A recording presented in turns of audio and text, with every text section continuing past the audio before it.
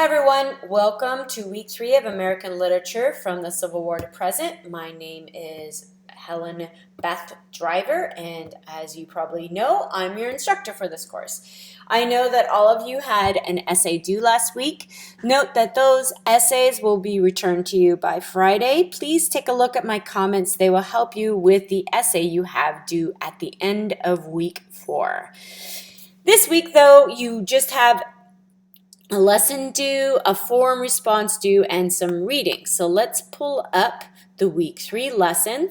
It's called Naturalism and Regionalism. This one is a kind of an interesting one. First of all, let's pull up the reading and resources.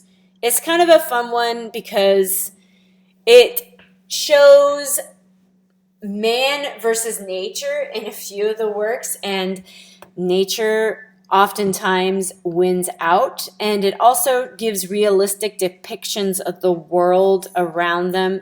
It's kind of, I think many of you might find the readings this week kind of fun, a little bit strange, perhaps, well, not strange, but depressing maybe in some respects, but certainly very interesting. They're exciting. They kind of tell a good story. For example, Stephen Crane's The Open Boat is an experience of some men who were left at sea on a boat, and they're trying to get to shore. And it's based upon a real experience that he had as a journalist on a boat. And so he is the journalist in The Open Boat. It's kind of a fun book to read.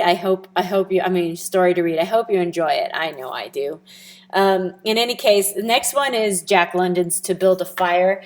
This one's fun as well. It's a realistic depiction of a man who, London points out that man isn't necessarily on top of the pyramid. Man has a lot to learn about nature, and certainly the man in To Build a Fire has a lot to learn about nature. And he also puts the dog in there, and the dog understands nature, in my view, much better than the man. But I want you to see I want to read about your thoughts about this work. This is a great work, very fun to read, so a little depressing, but in any case, I hope you enjoy it. Okay, then we have Sarah Jewette's story, and it also shows a young girl who has a dilemma to make, and it's really about whether she's going to choose nature or man. And so it's kind of an interesting story, and it also fits in well with the naturalism period. And then we have Willa Cather's Paul's Case. And this kind of shows, it kind of actually goes well with Richard Corey from last week. It shows a young boy who has this dream of being wealthy and wants to have money at all costs, and it seems to have some issues, perhaps mentally, maybe some issues with his past that causes him to make the decisions that he does. And so we'll be discussing his quote-unquote case this week. It's pretty interesting, and it's also realistic, so it fits in well with the time period.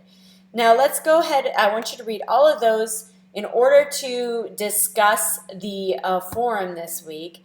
But let's take a look at the lesson. It is important that you read the lesson in its entirety.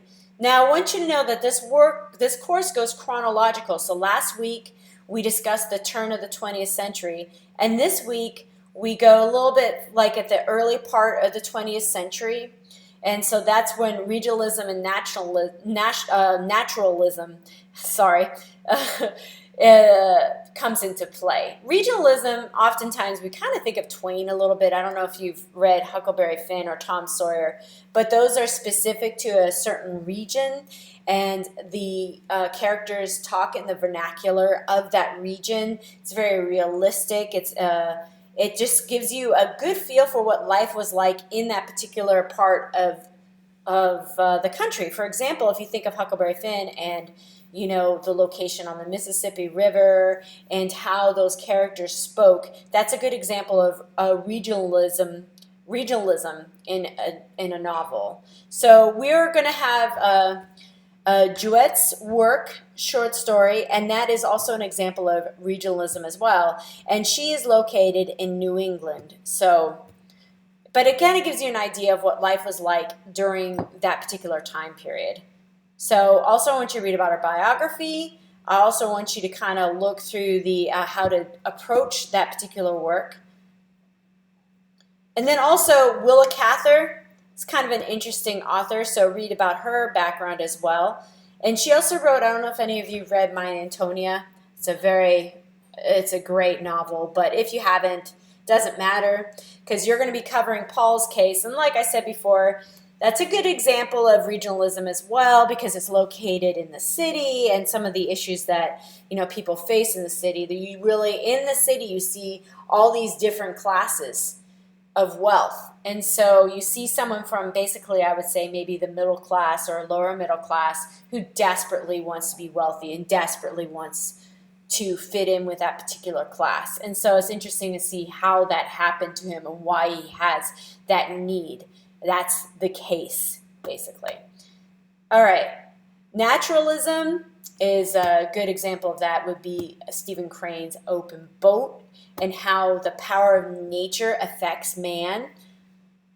I think you're going to really enjoy it. It's a very exciting work. I could almost see it as a great movie. I think it would make a really good movie. But it's based on a real experience that Stephen Crane had, like I said. And then Jack London, he wrote a lot of works. I don't know if you might have read White Fang or The Call of the Wild. He often uses dogs as a main character and personifies these dogs. And if any of you are dog owners, you can see that dogs do have emotions and personalities. And so he kind of applies personalities with his dog characters in his work. And you can kind of see a personality in the dog in the short story that we're reading this week, To Build a Fire. And also the man has a personality as well. And so we're going to be discussing it today and how nature affects the man and the dog. So this just kind of gives you an idea of how to approach short stories. Much of that will probably be review, especially if you've taken English 200 already. This kind of gives you information on how to approach an essay. Would have been helpful to have that last week, but oh well.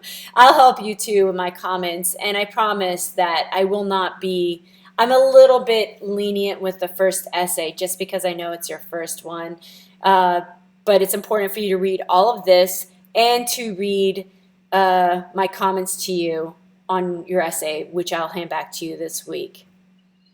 Okay, so let's go back, and I want you to take a look at the forum. Now, I graded your forums this week, so hopefully you have an idea of how my grading goes with the forums.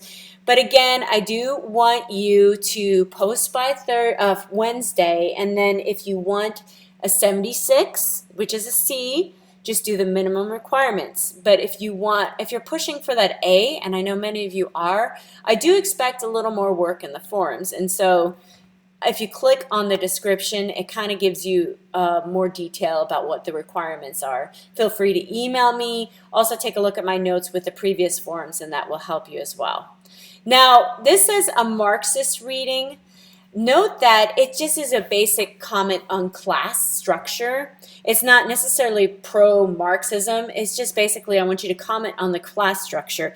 You can see a lot of class structure in Paul's case, perhaps the Open Boat, even in Jewett's work. I mean, all the works really, you can focus on a Marxist reading or the class structure in the work. Also, make sure to respond to part 2. Which character did you feel sympathy for? Which one you could identify with? And then I also want to know who you didn't feel sympathy for. If you felt sympathy for all of them, that's fine too. But if you didn't feel sympathy with any of them, that's fine too. Just explain. I want to see an explanation as well. And then part 3, the Open Boat, it just kind of shows man's role in the universe and how little importance man's role is. And so that's kind of like, it seems to kind of play a role in Crane's work. Get a feel for the work and then decide what quotation speaks to you as philosophical.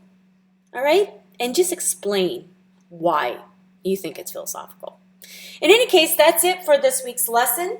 Please let me know if you have any questions or comments. I'm only a message away, and I'm looking forward to discussing the readings with you on the open forum. Have a great week, you guys. Bye.